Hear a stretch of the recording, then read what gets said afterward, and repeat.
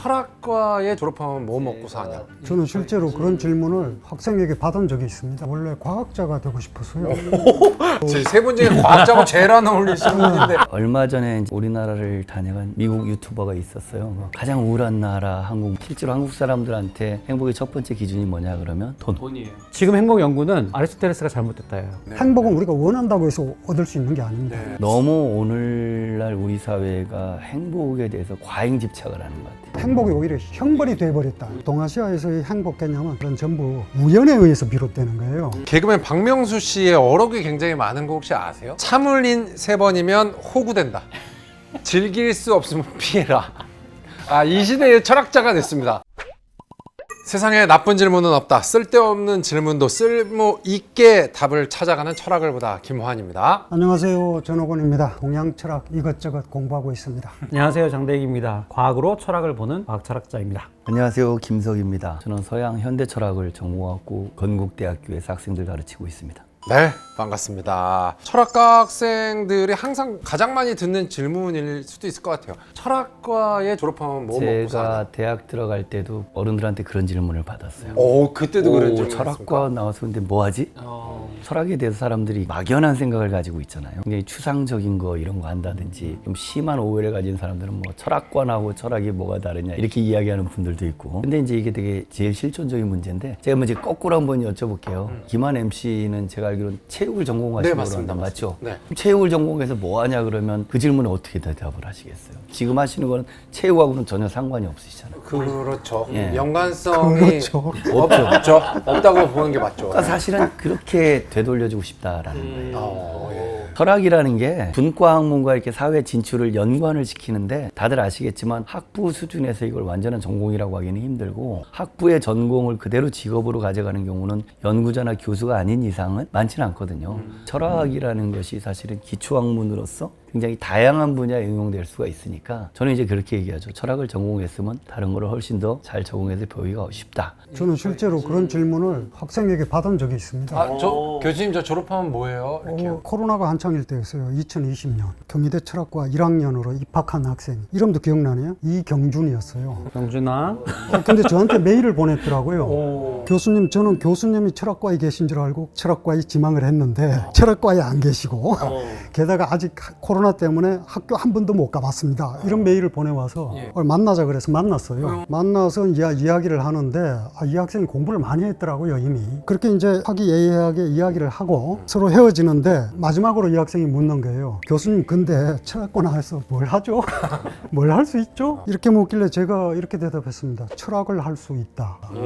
그렇게 대답했습니다. 아직도 철학하고 있어요, 그 학생. 저 같은 경우는 학부 전공은 제가 철학이 아니었고 공학이었어요. 기계공학을 했는데 그리고 나서 뜻한 바가 있어서 과학철학이라는 분야를 이제 해보기로 하고 옮겨갔는데 대학원에서 철학을 처음 공부한 케이스죠. 뭐 공학을 하면 먹고는 살잖아요. 어쨌든. 근데 과학철학 한다니까 사람들이 다 뭘 하려고 해? 뭐 이제 질문을 많이 받았죠. 근데 저는 이제 그게 하고 싶어서 과학철학이라는 게 너무너무 재밌을 것 같아서 이제 하기로 했는데 제가 철학과 대학원에 들어가서 이제 공부를 하다가 어떤 생각을 하게 됐냐면 와, 철학을 공부하면 못할 공부가 없겠구나. 그만큼 되게 개념을 명확하게 만들고 질문을 예리하게 뽑아내고 하는 거가 너무 큰 도움을 받았어요. 그러니까 우리가 뭐 철학하면 뭐 누가 무슨 얘기했고 편견을 갖는데 사실은 제가 볼 때는 뭐 철학이라는 것은 질문하는 법을 배우는 거라고 생각이 들거든요. 그럼 그거는 모든 분야에 적용되는 거예요. 그러니까 실제로 미국에서는 리버럴 아트 칼리지라고 하죠. 철학을 전공하는 학생들이 되게 많아요. 그러면 뭐든지 할 수 있기 때문에. 그래서 철학을 제대로 공부하고 질문을 날카롭게 하고 예리하게 하고 자기 개념을 명확하게 하는 훈련을 하는 거는 어떤 분야에 가도 도움이 된다. 그러니까 저는 철학을 정말 학부 때 하라고 얘기하고 싶어요. 프랑스 제가 가서 많이 놀랬던 게 고등교육이 크게 두 종류가 있거든요. 우리가 보통 유니베르시테라고 하는 대학 시스템이 있고 에콜이라는 게 있어요. 에콜. 그랑제콜 이런 거 들어보셨잖아요. 근데 이제 에콜은 어떻게 보면 약간 실용적인 것들을 공부하는 이런 데 건축,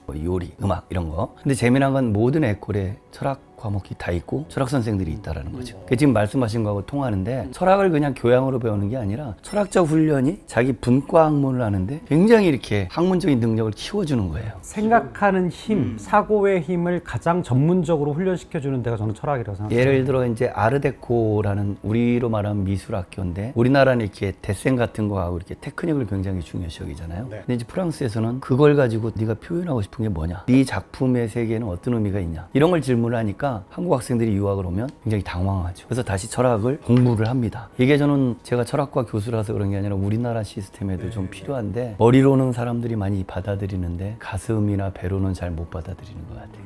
그래서 오늘날 시대에는 더 철학이 많이 필요하지 않나 이런 생각을 합니다. 너무 좋습니다. 세 분의 교수님은 만약에 철학 관련된 교수님이 안 됐다면 어떤 직업을 하고 계셨을까요? 생각해보신 적 있으셨을 거 아닙니까? 중고등학교 때 원래 과학자가 되고 싶었어요.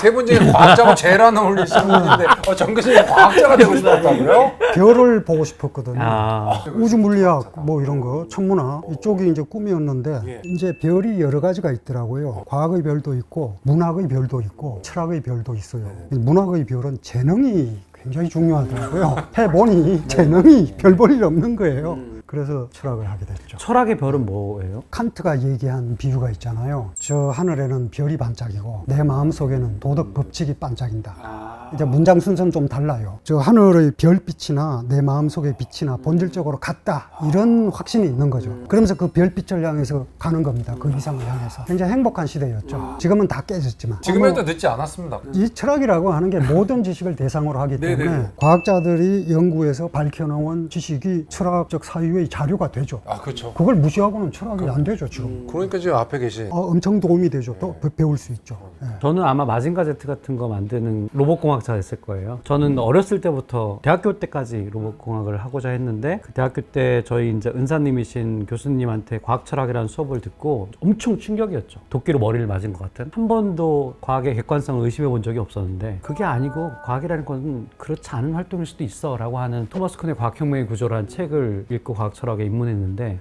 그게 아니었으면 아마 저는 그냥 지금 로봇공학자가 됐을 것 같고 더 잘 살았지 모르겠지만 어쨌든 지금이도 나오셨을 겁니다. 네. 철학을 직업으로 하지 않았다. 둘 중에 하나가 됐었을 것 같아요. 하나는 이제 목사가 됐든지 오. 아니면 상담사가 됐든지 상담사. 두 분야 다 제가 이제 좀 제적성에 맞다고 생각을 하고 원래 목사라는 생각이 더 강했죠. 집안의 영향도 있었고 신앙적인 것도 있었고 지금은 철학을 선택한 거에 대한 후회는 전혀 없습니다. 저기 김한 아나운서께서는 어떤 아나운서가 거예요? 아니었으면 아나운서가 아니었으면 야구 선수는 아니었겠죠. 그 꿈은 있었죠. 야구는 사실 제가 못해서 그만둔 거라 뭐라고 할 말이 없습니다. 못한 것 같지 않은데. 아닙니다. 그래서 아나운서가 안 됐다면 사실 저는 또 운동을 좋아했었기 때문에 에이전트 역할을 좀 스포츠 에이전트. 스포츠 에이전트 쪽을 하지 않았을까. 딱 맞는 것 같아요. 제레미 과야 같은 생각을 좀 했었던 것 같습니다.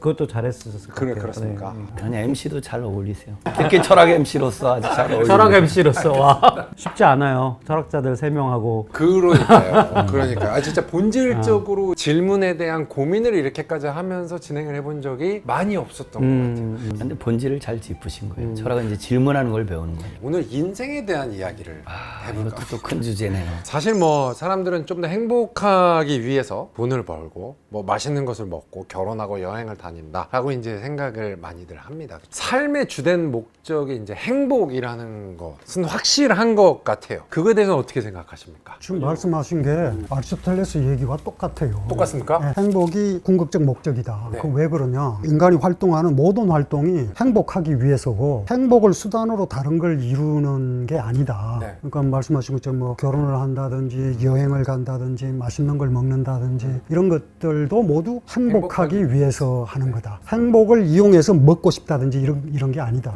그러니까 그 행복이 삶의 가장 중요한 목적이다. 그렇게 얘기하신 거와 똑같은 거죠. 수는 버넘이라고 하죠. 그 절대적인 그 최고의 가치 그거를 아리스토텔레스가 행복에 두는 순간 인류가 굉장히 힘들어졌다. 그 행복에 집착하게 됐다. 저도 그거에 대해서는 맞다고 생각해요. 이미 칸트부터 그 생각은 계속 비판을 받아왔어요. 그 행복이 목적이 될 수는 없다라는 거죠. 인간 자체가 행복을 추구하는 건 맞지만 아리스토텔레스가 말한 행복은 오늘날 말하는 해피니스 개념은 아니거든요. 그 에우다이모니아로 가장 완전한 상태, 어떻게 보면 영혼과 몸이 이제 최고로 이루는 상태니까 아리스토텔레스는 그걸 이제 최고선이라고 그랬죠. 최고선.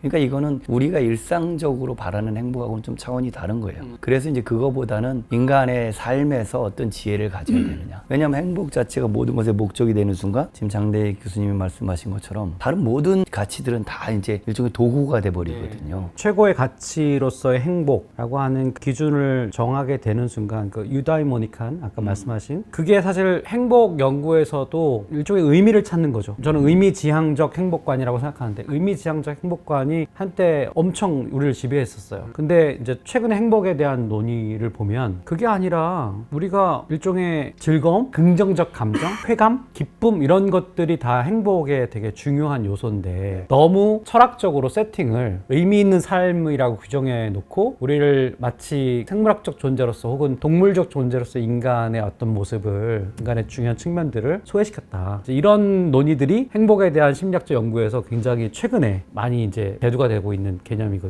지금 행복 연구는 아리스토텔레스가 잘못됐다예요. 그렇게까지 갑니까? 네. 근데 이제 어떻게 잘못했다고 논증하느냐에 따라서 달라질 텐데 사실 이제 현대에 들어와서 아리스토텔레스가 비판을 많이 받고 있죠. 동아시아의 행복관에 따르면 아리스토텔레스와는 결이 많이 다릅니다.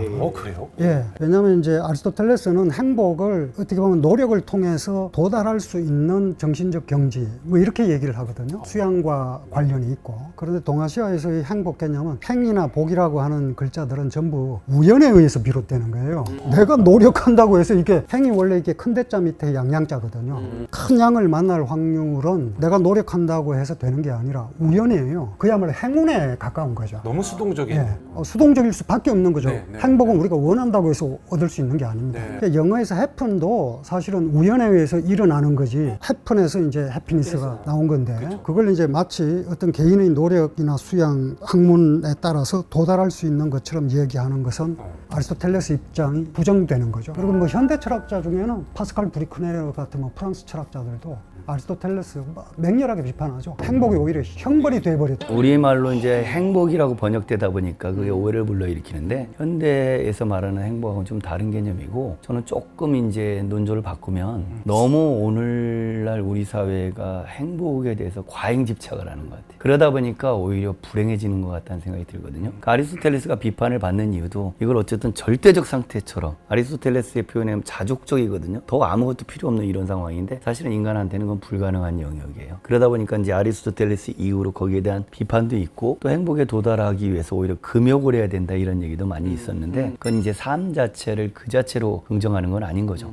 제가 말하는 이제 긍정에 대한 거는 이제 90년대 이후로 미국에서 시작돼서 우리나라로 도입된 긍정심리학 마틴 셀리그만이 얘기했던 이게 이제 우리나라에서는 성공이나 자기개발이나 막 행복에 대한 적극적 사고를 하세요. 뭐 이제 이런 거 있잖아요. 이런 식으로 됐는데 사실 행복을 추구할 때 그렇게 되다 보면 정말 행복이 가져야 될 본질적인 걸 놓칠 수도 있어요. 지금 말씀하신 우연일 수도 있고 어떻게 보면 살면서 꼭 필요한 부정적인 감정들이나 고통 그걸 외면하게 되죠. 외면하거나 여기에 대해서 어떤 지혜를 갖지 못하게 만드는 측면이 있는 마틴 셀리그만 긍정심리학 비유가 아주 적절한 것 같습니다. 하면 된다 이거잖아요.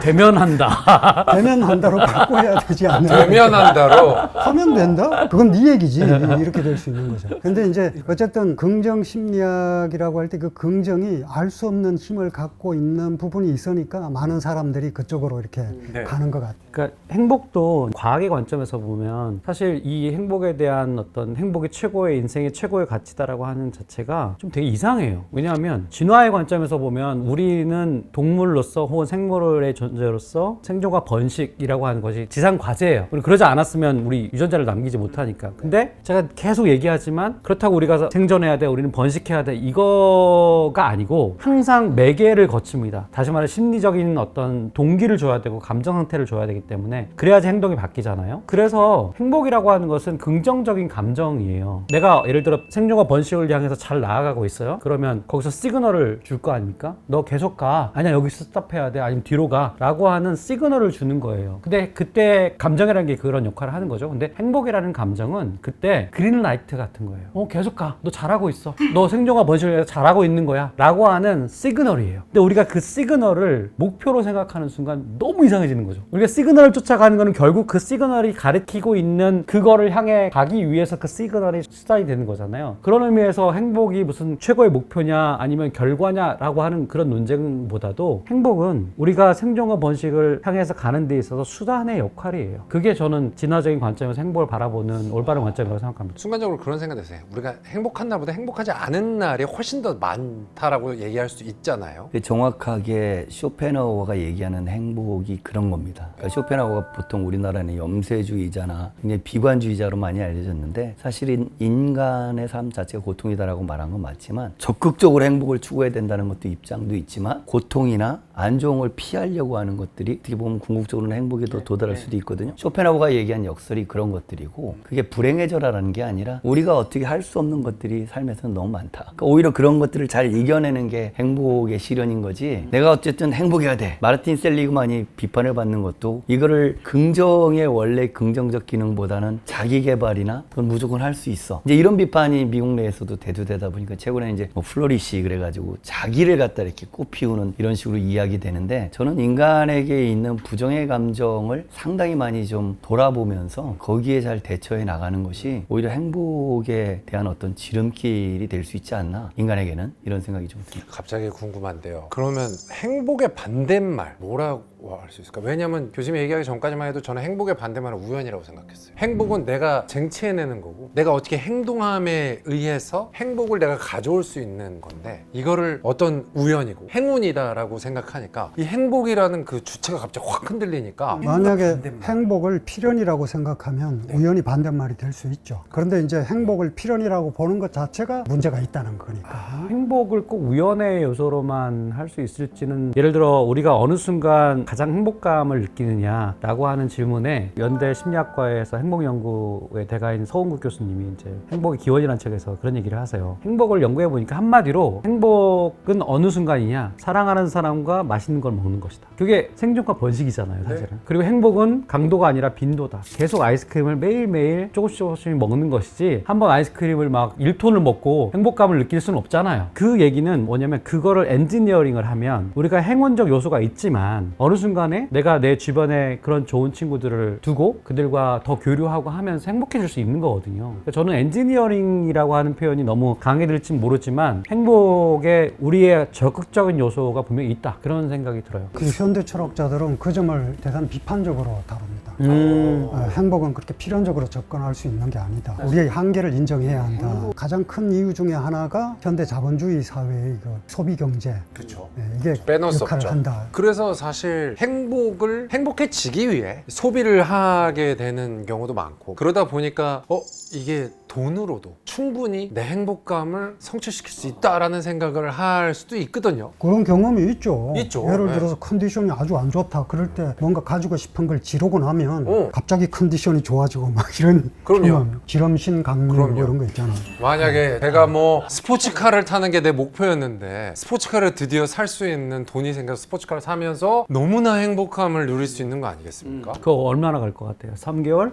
뭐 이런 거죠. 그러면 집을 갖고 싶었는데 1년? 집을 갖게 됐어요. 그래서 그 집을 내가 정말 싸게 잘 구입할 수 있게 됐습니다. 그러면 그 1년보다 좀 더 가지 않을까요? 얼마 전에 이제 우리나라를 다녀간 제가 갑자기 이름은 생각 안 나는데 미국 유튜버가 있었어요. 가장 우울한 나라 한국 뭐 이렇게 소개해가지고 유명해졌는데 뭐 여러 가지 원인을 이야기했지만 그 중에 이제 한국인들이 불행한 이유로 육아의 좀 안 좋은 면과 자본주의 부정적인 면을 잘 받아들였다. 자기들도 그러면서 어쨌든 그 사람이 옳고 그르고를 떠나서 근데 자본주의 부정적인 면이 너무 물질과 행복을 동일시하는 이 측면이거든요. 실제로 한국 사람들한테 행복의 첫 번째 기준이 뭐냐 그러면 돈이에요. 이건 통계적으로 많이 나오는 것 같아요. 근데 돈을 멀리하라는 얘기가 아니라 문제는 돈 자체가 행복의 필요 충분 조건은 아니다라는 거죠. 이미 아리스토텔레스도 그 얘기를 했거든요. 돈이 행복이 될 수 없는 거는 우리가 돈을 벌려면 어떻게 해야 돼요? 굉장히 많은 노력과 희생을 해야 되거든요. 그러다 보면 이제 돈 자체가 처음에는 이제 행복을 위한 수단이 되다가 목적으로 변질을 되는 거고 그러니까 돈의 철학을 이야기한 독일 철학자 게오르그 짐멜이 수단에서 목적으로 변질된 가장 완벽한 예가 돈이다. 이렇게 얘기했거든요. 다리 비유를 들었죠. 강을 건너기 위한 다리와 같다. 돈은 사람이 다리에서 살 수는 없다. 진멸 이야기죠. 우리나라 사람들의 문제라기보다는 성장에 대한 강박관념 같은 게 좀 있었던 것 같아요. 옛날부터.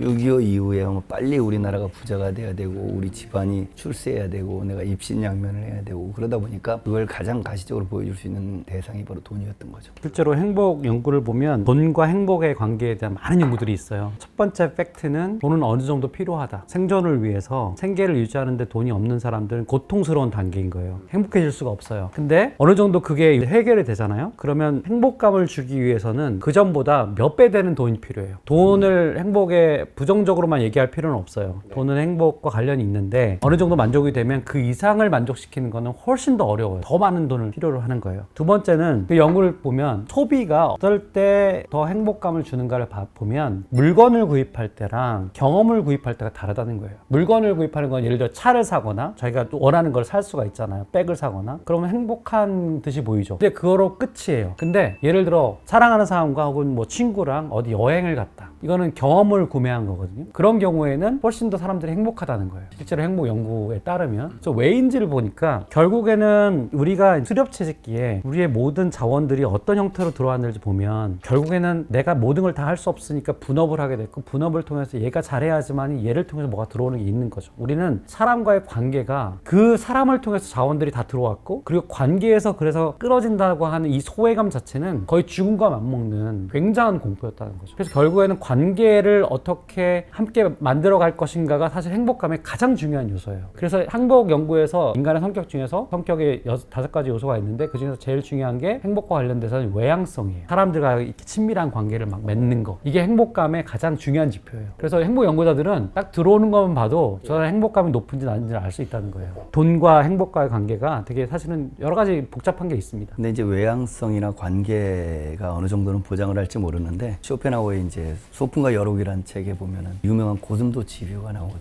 추워서 고슴도치들이 서로 체온을 나누려고 붙었는데 가시가 찌르는 거예요. 그럼 또 떨어지면 죽고. 그래서 붙었다 떨어졌다를 반복하다가 적절한 거리를 이제 배운다라는 거죠. 그 쇼펜하우어가요 동아시아 고전에 굉장히 조예가 깊었어요. 장거정의 사서 직해 뭐 이런 책, 금강경 뭐 이게 영향을 많이 불교에도 받았거든요. 많이 했는데. 금강경이 이제 불교인데 거기 보면 이제 비유도 그런 쪽에서 나온 비유가 많습니다. 인생이 고통이다라는 얘기도 사실 이제 불교 쪽에서 나온 이야기. 근데 이제 불교에 대해서 지나치게 염세주의적으로 해석한 게 또 쇼펜하우어의 문제라고 생각을 하고 고통이라기보다 이제 힌두 원어가 이제 산스크리트어가 두카로 알고 있거든요. 그러니까 이렇게 뭔가 얽혀 있고 뭔가 이렇게 의지로 할 수 없는 이런 것들을 하는데 이제 그게 중국에 의해서 고로 이렇게 번역이 되고 쇼펜하우어가 마치 불교는 인간의 괴로움을 이야기한다. 고라는 번역이 1차적인 번역은 맞아요. 왜냐하면 고진멸도 초전법륜경에 나오는 얘기거든요. 초기 경전인데 고가 이제 고통이죠. 그때 고통이라고 하는 건 한 7, 8가지가 있어요. 그러니까 단순히 뭐 육체적 고통 이걸 가리키는 말은 아니고 그리고 이제 집은 고통의 원인이고 멸은 이제 그 고통을 없앨 수 있다는 주장이고 도는 이제 고통을 없애는 구체적인 방법도 8가지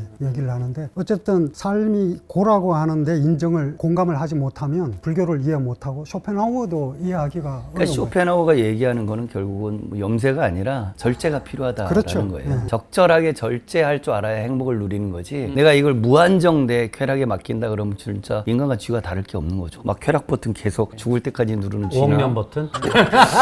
그렇죠. 인간은 다르다라는 이제 거예요. 삶이 물론 고통이라는 얘기는 그냥 고통스럽게 살아라는 얘기가 아닌 거죠. 그렇죠. 그 고통을 받아들일 줄 알아야 된다. 알아야 된다. 쇼펜하우어의 그 통찰, 그 다음에 불교의 통찰이 전국을 찔렀다고 생각하지만 감정에 대한 연구를 보면 부정적, 긍정적 감정이 다 중요해요. 그게 다 진화적 기능이 놀랍게도 있거든요. 쇼펜하우어가 배치되지 않습니다. 고통이 있어야 쾌락이 있는 거죠. 네. 쾌락만 계속 지속될 수는 없는 네. 거죠. 쾌락도 이제 긍정적 감정 중에 일부일 뿐이고 거기에는 우정이라고 하는 감정도 있을 수 있고 굉장히 다양한 형태의 긍정적 감정들이 존재하고 그것은 다 각각의 진화적 기능을 갖고 있어서 이 철학적인 담론들이 과학적으로 조금 더 풍성해지면 좋겠다라는 생각이 들어요. 그러니까 행복과 이렇게 고통을 대립시키는 게 아니라 행복이라는 것 자체가 삶의 관점에서 이해가 된다면 고통이라는 걸 포함할 수밖에 없어요. 네. 인간의 조건이 이상. 그러면 이제 고통에 대해서 우리가 제대로 인식하면서 어떻게 대응할 것인가가 행복으로 가는 하나의 길이 될 수 있는 거죠.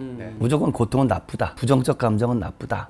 이게 아니라 애니메이션 인사이드 아웃에 보면 슬픔이 굉장히 중요한 역할을 하잖아요. 우리를 되돌아보게 하고 뭔가 관계에 대해서 의미를 부여하게 하는 게 슬픔의 역할이거든요. 인간이 만약에 슬픔을 못 느낀다. 그럼 사실은 이제 정신적으로 조증이죠, 조증. 계속해서 쾌락을 추구하는. 이거는 진정한 쾌락이 아니죠. 인간이 그렇다면 우리가 행복해질 수 있는 방법 얘기해 주신 대로 고통을 즐길 줄도 알아야 된다 이렇게 얘기를 해도 될지 모르겠지만 있지만 고통은 즐길 수는 없어요. 그렇죠. 그러면 고통을 감당할 수 있는 능력 또한 행복을 추구하는 것만큼 가져야 된다. 그러니까 고통에 익숙해져야 된다, 고통을 이겨내야 된다 이게 아니라 고통을 당할 수도 있다는 걸 받아들이는 거예요. 일단. 받아들여야 된다. 이건 다른 거죠 전혀. 내가 고통이 오면 버텨내겠다가 아니라 그것마저도 뭔가 예. 쟁취하고 싶었네요. 생각해보면. 그렇죠. 고통을 이겨내야 된다. 나는 행복을 해야만 한다. 왜냐하면 이런 생각이. 쇼펜하우가 얘기하는 삶이 고통이라는 거는 내가 어떻게 할 수가 없다라는 거예요. 그러면 거기에 맞춰서 뭔가 이렇게 내 나름대로 할 수 있는 걸 찾아야 되는 거고, 쇼펜하우만이 아니라 행복의 철학자로 불려주는 스피노자가 했던 얘기도 정확하게 그 원인에 대해서 알고 거기에 대한 어떤 참된 인식을 가져야지 행복의 조건이 되는 거지, 무조건적으로 행복을 추구하는 건 이거는 잘못된 행복이다라는 거죠. 저는 개인적으로 지금 행복의 기준점이 좀 많이 바뀌는 것 같습니다. 그러니까 굉장히 내가 얻어야만 하고 그걸 견뎌내야만 하고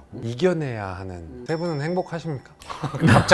갑자기 묻고 싶다. 세 분은 행복하십니까? 행복하십니까? 라는 질문을 해도 괜찮은지 모르겠는데 언제 행복감을 많이 느끼시나요? 언제 행복한가가 아니라 언제 행복감을 느끼는가? 그렇죠. 행복감을 다른 느끼는 질문인 거죠. 네, 다른 질문이죠. 행복한가 아니라 행복감을 느끼는가? 행복감이라고 하면 너무 과학적으로 측정도 가능할 겁니다. 주관적 안녕감이라고 해서 과학적으로 측정을 해요. 이제 그냥 행복이라면 측정하기가 힘들기 때문에 네. 논증하기가 쉽지 않죠. 그래서 벤담이 비판을 받는 거예요. 행복을 측정할 수 있다. 이것 자체가 이제 그래서 공리주의. 공리주의자들이 이제 측정을 하려고 하니까. 양적 공리주의가 이제 비판을 받는 거고. 쾌락과 고통을 측정하려고 예. 하잖아요. 측정이 꼭 나쁜 건 아닙니다. 근데 측정할 수 없는 걸 측정하려고 하니까. 이제 측정이 가능하다라고 그러면 그 다음 단계는 비교로 가는 거죠. 그럼 누가 더 행복하냐? 이렇게. 어떤 게 제일 행복할까? 이렇게. 이거는 행복에 대한 올바른 태도는 아니다라는 거예요. 이제 현대인들은 어쨌든 행복해지기 위해서 주로 이제 이게 소비를 하니까 행복할 수 있는 방법 자체가 너무나 제한되어 있는 것 같다. 예를 들어서 친구가 결혼을 한다. 그럼 축하한다. 그러면 돈 모으자. 뭐 이렇게 되고, 친구가 어떤 어려움에 빠졌다.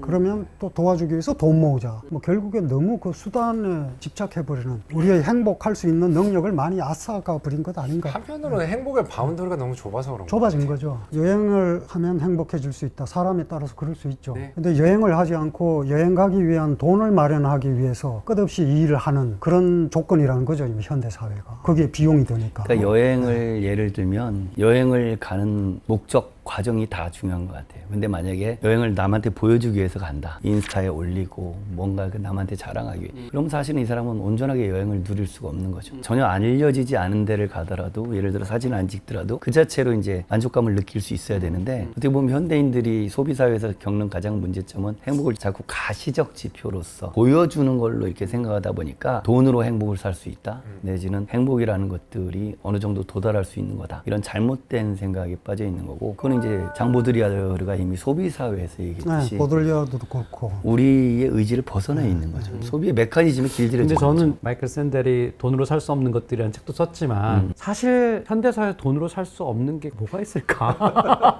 이게 옳다는 얘기는 아니에요. 마이클 샌델은 저거죠. 정의의 관점에서 예, 바라보니까 예, 예. 돈으로 사서는 안 되는 걸. 예. 근데 자본주의 시스템을 우리가 받아들인다면, 자본주의라고 하는 것은 사실은 돈으로 다 가치를 교환하는 거잖아요. 사실 친구도 돈으로 살 수가 있고, 이제 이런 시스템을 만든 거예요. 그걸 옳다는 얘기가 아니고. 이 사회를 이해해야 돼요. 그러면 여기서 우리가 할 수 있는 거는 뭘까? 그럼 돈으로 다 그거 해결하려고 하는 거 잘못된 거야 라고 하는 게 맞는가? 아니면 이 시스템을 드러내주고 그들이 빠져나올 수 있게 뭘 해주는 게, 지금 보면은 우리 철학자들이니까 막 돈으로 하는 거 자꾸 이렇게 약간 부정적으로 본단 말이에요. 네, 근데 네. 그것만으로는 해결될 수 없는 구조적인 문제가 있는 것 같아요. 그러니까 그런 말씀하셨잖아요. 행복해지기 위해서 일정한 경제적인 토대가 필요하다. 그런데 어느 정도가 지나면 그 이상의 행복감을 느끼기가 맞아요. 어려워진다. 네. 그게 포인트 아닐까요? 네. 행복을 돈으로 살 수 없는 이유는 돈이 부족해서. 그러니까 내가 지금 그 얘기했어. 돈 많으니까 그거를 그렇게 생각하지, 내가 돈이 있었으면 나는 행복 다 살 수 있어, 이런 생각을 하거든요. 돈이 워낙 많으니까 그 행복을 못 사는 거지. 그 사람은 내가 돈이 많이 생기면, 내가 만약 로또 맞으면 나는 행복을 살 수 있어. MZ 세대들이 꿈이 파이어족이잖아요. 30, 때에 경제적 자유를 누리겠다. 근데 경제적 자유를 누리는 사람들을 한번 우리 주변에 보자고요. 예를 들면 빌 게이츠는 더 이상 생계를 위해서 일할 필요가 없습니다. 근데 그런 사람들이 대부분은 열심히 일해요. 누구보다도. 왜냐면 그게 돈이 어느 정도 되면 그 사람은 생계는 끝난 거고 그 다음에 삶의 의미라든가 아니면 그들이 생각하는 행복이라든가 이런 것들은 사람과의 관계, 그 다음에 자기 일에 대한 성취 이런 것에서 오는 거예요. 실제로 로또 100억 막 이런 거 받은 사람들한테 질문을 해요. 너 오늘 로또 당첨되는데 내일 다시 회사에 나올래? 90% 이상이 나온답니다. 근데 사실은 지금 젊은이들이 추구하는 것과 다른 거예요. 뭐 젊은 세대라고 꼭 얘기할 수는 없지만 경제적 자유를 최고의 가치로 추구하는 사람들이 좀 고민해 봐야 돼요. 이 문제에 대해서. 과연 그 다음에 그러면 어떻게 할 건데? 그래서 아브라함 메슬로 같은 인본주의자가 결국은 최고의 목적은 자아실현이다라고 얘기한 게, 물론 자아실현이 어떤 성공이나 행복을 의미하지는 않아요. 나한테 맞는 자아실현이라는 게 있잖아요. 그런 것들을 실현해 나가는 과정이 이제 행복인 거지, 행복은 여기서 저기까지 이렇게 도달해야 된다? 목표가 아니다. 예. 반론이 막 들려와요. 당신은 그 돈이 없어서 그런 거지. 그런 반론에 겸손해질 필요가 있습니다. 맞아요. 주로 그런 조건에서 벗어나 있는 사람들이 그런 얘기를 하니까 비판받는 거죠. 그러니까 저희 얘기가 마치 돈에 대해서 초연해야 된다 이 얘기는 아니에요. 네네. 돈은 굉장히 중요한 거죠.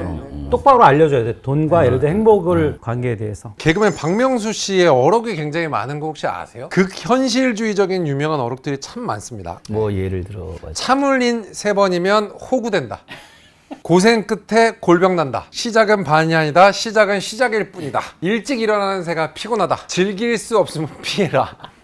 늦었다고 생각할 때가 진짜 늦었다. 티끌 모아봤자 티끌이다. 선배는 입 닫고 지갑 열어라. 많은 사람들이 되게 공감했어요. 이 시대의 철학자였어요. 네, 그렇게까지 얘기 안 하려고 했는데 이 시대의 철학자가 됐습니다. 이 말이 사실 요즘 말로 웃프죠. 웃긴데 슬픈 거예요. 왜 이런 새로운 의미의 격언이 나오고 왜 또 많은 사람들이 공감하는가? 사실은 이제 아까 말씀하신 마틴 셀리그만식의 긍정 심리학이 사실은 기만성을 갖고 있다는 걸 아마 드러내 주어서 사이다 발언 뭐 이렇게 받아들이셨겠죠. 하면 된다. 이게 맞지 않다는 거죠. 또 뭐가 있었죠? 참어린 자 3번이면 호구가 된다. 호구된다. 원래는 뭐 살인도 면한다. 살인도 그런 면한다죠. 격언이 맞습니다. 있는데 예, 예. 호구된다. 시작은 시작일 뿐이다. 뭐 이런 얘기. 이런 것들은 사실 우리가 어떤 하나의 문장으로 모든 진리를 다 표현할 수는 없거든요. 네. 근데 기존의 통념상 올바른 말로 받아들여졌던 이야기들이 사실은 특정 계층의 전유물이었다는 걸 폭로하는 거죠, 이거. 이거는 제가 뭐 실제 경험담인데 한번 문제를 철학과 학생들한테 내본 적이 있어요. 예전에. 뭡니까? 미래 얘기 중에 이제 배부른 돼지가 되는 것보다 배부른 소크라테스 아니 그게 아니죠.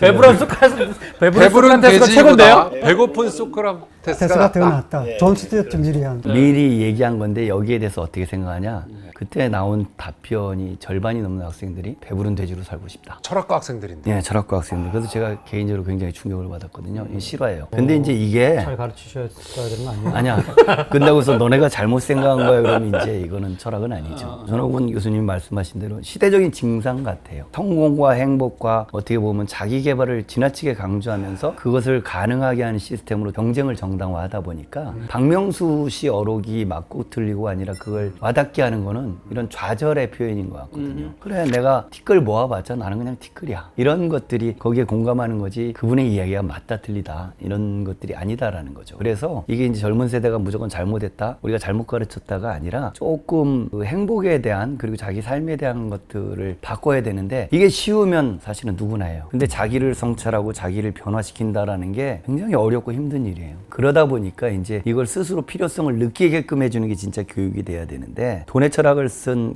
진멜도 결국 최종적인 대안으로 제시한 게 돈에서 벗어나라가 아니라 교육이거든요. 교육을 통해서 이렇게 돈에 대해서 이렇게 노예가 되지 않도록 해줘야 된다. 그리고 이제 미셸 푸코가 신자본주의에 대해서 비판하면서 대안으로 제시한 것도 일종의 대항품성이란 말이에요. 대항품성. 근데 대항품성이라는 게 말은 쉬운데 그 자본주의적 온갖 문제나 잘못된 생각에 대해서 벗어나는 게 우리한테 쉬운 건 아니죠. 그러다 보니까 이제 이거를 좀 현실화할 수 있게 해야 되는데, 저는 좀 가치관을 바꾸기 위한 전체적인 공동체적인 노력이 있어야 된다. 이 생각을 합니다. 그럼 존 스튜어트 밀이 이제 배부른 돼지보다 배고픈 소크라테스가 더 낫다 이런 얘기를 한 건 아마도 그 시대도 배부른 돼지를 원하는 사람이 많았나? 뭐 이런 질문을 던지게 하긴 합니다. 그런데 그 이후에 철학 개론이나 이런 거 가르칠 때 그걸 자주 인용하잖아요. 근데 반발이 별로 없었거든요. 근데 지금 이 시대는 바로 그런 맞아요. 명언으로 보이는 그 말에 대해서 반발하는 그런 시대인 거죠. 그건 역시 말씀하신 것처럼 그만큼 그 우리 시대의 그 좌절이나 절망이 크고 그리고 어떤 개인의 노력을 통해서 계층을 상승할 수 있는 그런 기회가 그만큼 줄어들었기 때문에 일어나는 일이 아닌가. 그러니까 좀 극복해야 될 시대적 증상이긴 해요, 그게. 사실 뭐 시작은 시작일 뿐이다 이런 얘기도 희망적인 말, 시작이 반이다. 사실 우리가 살아가다 보면 제 경우에는 시작이 전부인 경우가 많았어요. 일단 시작을 하면 끝까지 가니까. 이건 뭐 시작이 반 정도가 아니라 시작이 전부였던 그런 경험이 많거든요. 그런데 이제 그게 받아들이지 않는 시대다 이러면 그만큼 좌절이 큰 거죠. 야구 감독 중에 왜 옛날 뉴욕 매츠 감독이 있었잖아요. 끝나야 끝나는 거지. 그 말로 유명하죠. 요기베라. 아, 요기베라. 그 요기베라가 뭐 시즌 중반까지 꼴찌였어요. 그 팀이. 기자가 이제 끝난 겁니까? 그러니까 끝나야 끝나는 거지. 이렇게 대답을 했는데 그건 어떻게 보면은 실력이 있었기 때문이기도 하겠지만 희망을 가진 거죠. 그 용기가 있었던 거죠. 그런데 이제 그걸 받아들이기 힘든 조건이 됐다. 이렇게 봐야 되겠네요. 우리 젊은 친구들이 갖고 있는 좌절감이라고 하는 게 이제 키워드인 것 같아요. 왜 그런 사회가 됐는가를 우리 같은 기성세대는 좀 반성도 해야 되고 또 한편으로는 그렇다고 해서 MZ나 이 젊은 친구들 이렇게 그렇게 저항하는 친구들에게 그래 너희들이 맞아 니들이 생각하는 대로 가라고 하기에는 또 그것도 저는 아닌 거라고 생각이 들었어요. 예를 들면 우리가 아까 설문조사 했듯이 인생에서 가장 중요한 것이 돈이라고 생각하는 유일한 나라예요. 보통은 가족 뭐 이렇게 하다가 뭐 돈으로 나오는데 그냥 돈이에요. 그러니까 물질주의라고 하는 게 우리의 최고의 가치가 됐어요. 저는 너무 지나치다고 생각이 들어요. 돈은 중요하지만 돈이 우리 예를 들면 아까 행복감과 어떤 관련인지 이런 걸 교육하는 것도 되게 중요한 거고 그래서 조금 균형을 잡는 노력이 필요하지 않을까? 박명수 씨 어록이 한쪽으로 다 또 튀었다면 야 이것도 둘 다 사실은 다 진리를 담고 있어 라고 얘기해야 되는 지금 시점이 아닌가 이런 생각이 듭니다. 인생을 우리가 살아갈 때 가장 큰 이유는 과연 무엇일지. 삶의 이유. 삶의 이유. 야, 이건 너무 큰데요. 왜냐면 지금 제가 얘기 들으면서 느꼈던 건 좌절도 배워야 되는 게 맞는 것 같아요. 네. 행복이라는 기준도 우리가 다시 세팅을 하면서 배워 나가야 될 것 같아요. 저는 이제 그 돈에 대한 관점도 똑같은데 네. 사실 이제 돈이 목적이 돼서는 안 된다고 그런 거지 돈이 필요 없다라는 얘기는 아니거든요. 나한테 중요한 건 나의 자유인 거죠. 근데 이게 막 무조건 내가 하고 싶은 이런 걸 하는 게 아니라 내가 가지고 있는 어떤 잠재성들을 잘 발휘해 나갈 수 있는 내 여건들을 마련하는 거, 공동체적인 여건을 마련하고 개인적인 준비를 하고 이런 것들 속에서 삶의 의미를 찾을 수가 있거든요. 왜 나이 든 세대가 정년을 하고도 일을 하고 싶어 하냐? 꼭 돈 때문은 아니거든요. 일을 하지 않을 때 자기가 쓸모없는 사람처럼 되고 아 내가 더 이상 내 삶에 존재감이 없구나. 이런 것들이 사람한테는 굉장히 큰 좌절이거든요. 그러니까 자유라는 말에는 그게 있는 거죠. 내가 내 삶의 의미들을 내 스스로에게 그리고 다른 사람으로부터 충분히 인정받을 수 있다. 그 자유의 실현을 위해서 돈이 필요한 거는 사실이에요. 그리고 공부도 필요한 게 사실이고 그리고 무엇보다도 이렇게 인간관계가 굉장히 필요한 거죠. 우리나라 사람들이 아까 우울한 나라 말씀드렸지만 세계에서 가장 외로운 나라 중에 하나일 네, 거예요. 맞습니다. 왜냐하면 어려움에 처할 때 힘들 때 도움받을 사람이 없다라는 답변이 너무 많아요. 우리나라 사람들.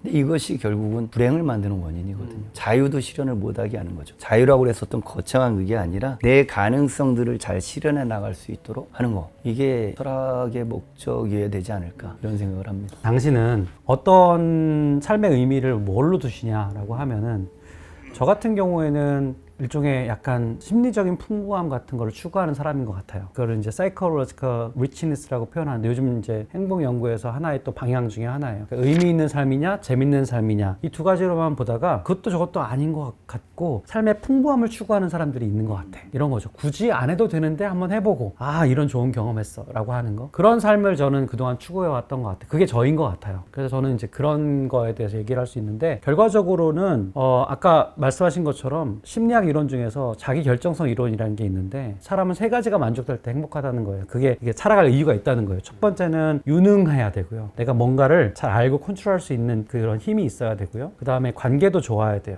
유능한데 맨날 직장 나갔더니 사람들이 다 투명인간 취급하면은 행복할 수 없죠. 그렇죠. 그 직장에 나가고 싶지 않잖아요. 근데 또 중요한 게 뭐냐면 유능하고 관계도 좋은데 마치 로봇처럼 누가 시키는 거를 하는 그런 삶은 또 행복하지 않아요. 그걸 자율성이라고 얘기합니다. 대기업 친구들 만나보면은 되게 유능하고 막 관계도 좋은데 회사 나오고 싶지 않아 이런 친구들이 있어요. 근데 그런 사람들 가만히 들어보면 맨날 부장이 시키는 일만 잘한 거예요. 자기 프로젝트가 없는 거죠. 그러니까 인간은 기계랑 달리 자기가 자율성을 갖는 거를 굉장히 중요시합니다. 실제로 그 자유가 이제가 있는지 없는지는 철학적인 논쟁이지만 내가 선택했어라고 하는 순간 그건 내 거가 되는 거예요. 그래서 그런 삶을 추구하는 게 우리도 그런 삶을 좀 생각해 봐야 되지 않을까 생각이 듭니다. 저는 아리스토텔레스가 이야기한 그 행복론이 제 자신에게는 아직 논리적으로 논파되지는 않았어요. 사랑과 우정 이런 것들도 사실은 행복을 향해 있다. 그 반대는 아니다. 뭐 이런 얘기거든요. 쉽게 깨지진 않는데 어쨌든 살아가는 이유 이렇게 질문을 하신 거니까 삶의 의미를 찾는다는 쪽으로 역시 김석 교수님 얘기와 공감이 되고 근데 어떤 때 그걸 느끼느냐 그러면 졸업한 학생이 편지를 보내왔을 때 그때 존재의 의미를 느껴요. 학기 중에 오는 편지는 의미가 없거든요. 이제 학점 잘 주세요. 예, 라고 얘기할 학기 수도 중에 있는 온 거는 거고. 그런 거죠. 뭐 뭔가 이득을 취하려고 한 걸 수도 예, 있으니까. 근데 근데 졸업하고는 그게 아니고. 졸업하고 나서 편지를 보내왔을 때 이때가 이제 이 관계라는 측면에서 가장 행복할 때고 그러면 개인적인 차원에서는 제가 뭐 어떤 책을 읽거나 또는 뭐 음악을 듣거나 이럴 때 그 몰입된 순간 있잖아요. 몰입 집중돼 있어서 술, 담배 생각도 아예 안 나는 그런 상황이 되었을 때 행복하더라고요. 내면적으로는 그렇고 네. 외부로는 역시 제자도 이제 우정을 나누는 관계거든요. 그게 충족되었을 때. 딱 열어보니까 추천사 써주세요. 예, 뭐 그런 경우 물론 써주긴 합니다만. 자유로움이란 게 결국 삶의 의미를 실현할 수 있는 그렇죠. 조건을 마련하는 네. 거죠. 그리고 삶의 의미는 자기가 찾는 거지. 누가 이렇게 정형으로 뭐 이렇게 하는 게 중요한 삶이다. 행복 이데올로기가 비판을 받는 게 자꾸 모델을 제시한다는 거예요. 이렇게 이런 식으로 살아야 된다. 근데 그거는 내 삶이 아닐 수 있고. 그 오지랖죠. 아, 오늘 행복에 대한 얘기를 또 저희 철학을 보다 해서 얘기했는데 오늘 이 시간 저는 행복했습니다. 이 순간 되게 행복한 예. 그 말이 행복을 주네요. 저희도 행복합니다. 계속합니까? 저는 이 철학을 보다는 시간을 통해서 이런 얘기를 함께 할 수 있다는 것 자체가 굉장히 네. 행복해서 이 말을 꼭 드리고 싶었습니다. 예, 함께하니 더 행복하네요. 아, 예, 좋습니다. 자, 오늘 준비한 소식은 여기입니다. 네. 다음 시간에 다시 찾아뵙겠습니다. 네, 감사합니다. 고맙습니다. 네.